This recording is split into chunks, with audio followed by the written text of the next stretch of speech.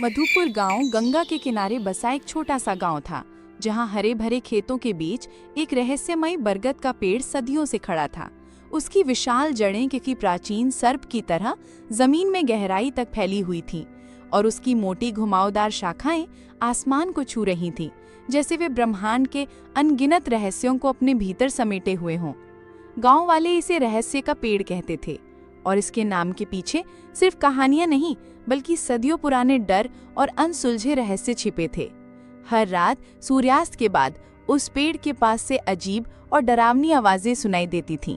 कभी बच्चों की डरावनी खिलखिलाहट जो अचानक शांत हो जाती, कभी किसी बूढ़े की कराह जो हवा में घुल जाती,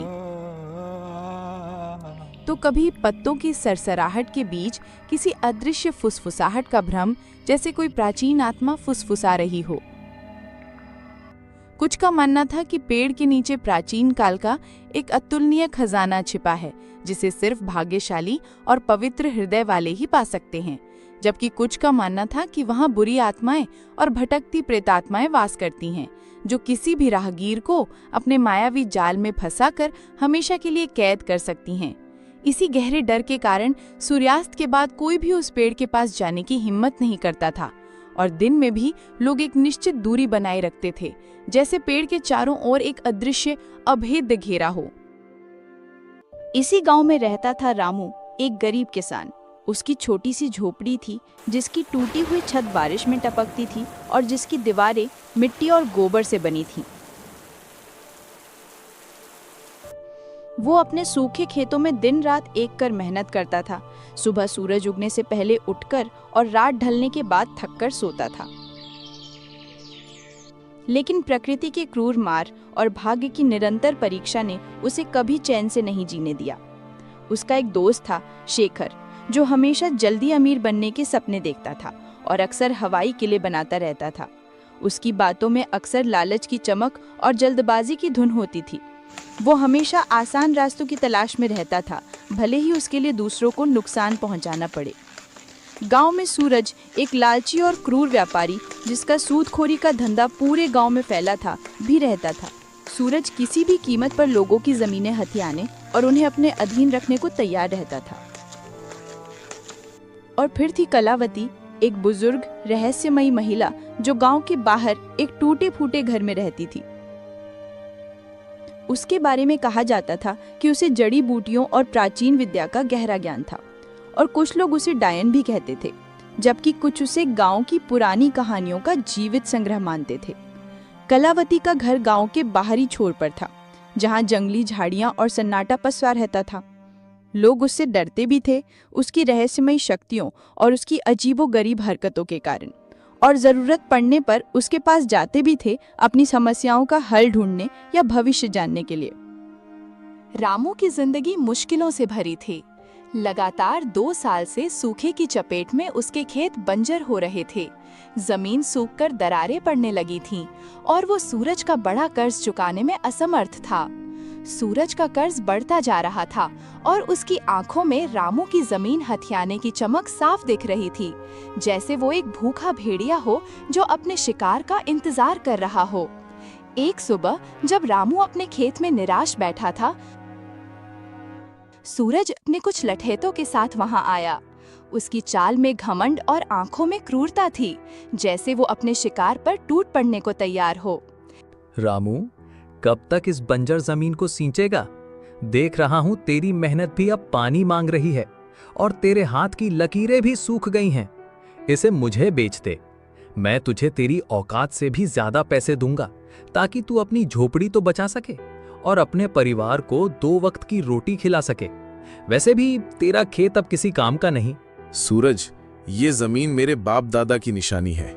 मेरी रगों में उनका खून है, और ये जमीन मेरी आत्मा है। ये सिर्फ मिट्टी नहीं, मेरा वजूद है। मैं इसे नहीं बेचूंगा।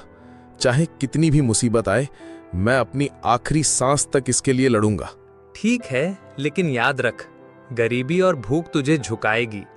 जब भूख नाचती है तो जमीर भी बिक जाता है, और इंसान अपने सिद्धांतों को भी भूल जाता है।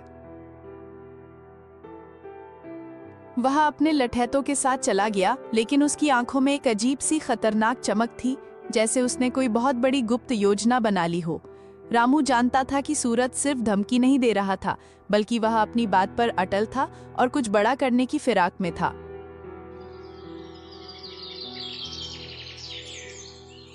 उसी शाम रामू अपने दोस्त शेखर से मिलने गया। शेखर हमेशा जल्दी अमीर बनने की नई नई योजनाएं बनाता रहता था, चाहे वो गांव में चोरी छिपे जुए का अड्डा हो या जंगल से दुर्लभ जड़ी बूटियां निकालने की बात। उसकी हर बात में एक छिपी हुई स्वार्थ की गंध होती थी और वो हमेशा दूसरों का फायदा उठाने के मौके तलाशता रहता था। रामू, सुना है ना, रहस्य के पेड़ के नीचे एक पुराना खजाना छिपा है। गांव वाले सदियों से यही कहते आए हैं और मुझे लगता है कि इस बार ये सच है।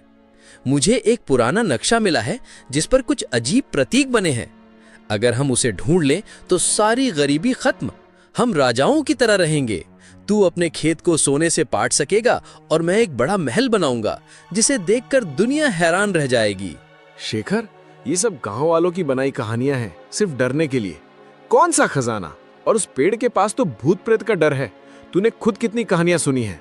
उस पेड़ के बारे में हर कहानी खून और शाप की बात करती है। डरने की क्या बात, अंधविश्वास है सब। डरपोक लोग ही कहानियां गढ़ती हैं। हम दोनों मिलकर जांच करेंगे, पूरी रात वहीं रुकेंगे। अगर खजाना मिला तो आधा आधा बांट लेंगे, दोस्ती में कोई कमी नहीं।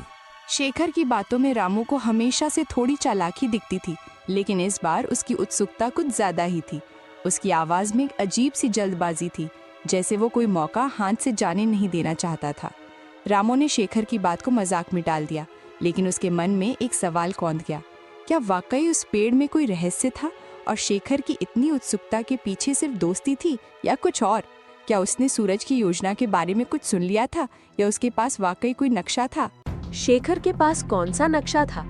क्या वो वाकई रामू का दोस्त था या उसकी अपनी कोई छिपी मंशा थी जिसे वो दोस्ती की आड़ में पूरा करना चाहता था? सूरज की चाल क्या थी? क्या वो सिर्फ जमीन चाहता था या खजाने के बारे में भी उसे कुछ पता था? क्या शेखर ने सूरज की बात सुन ली थी और वो पहले खजाना पाना चाहता था?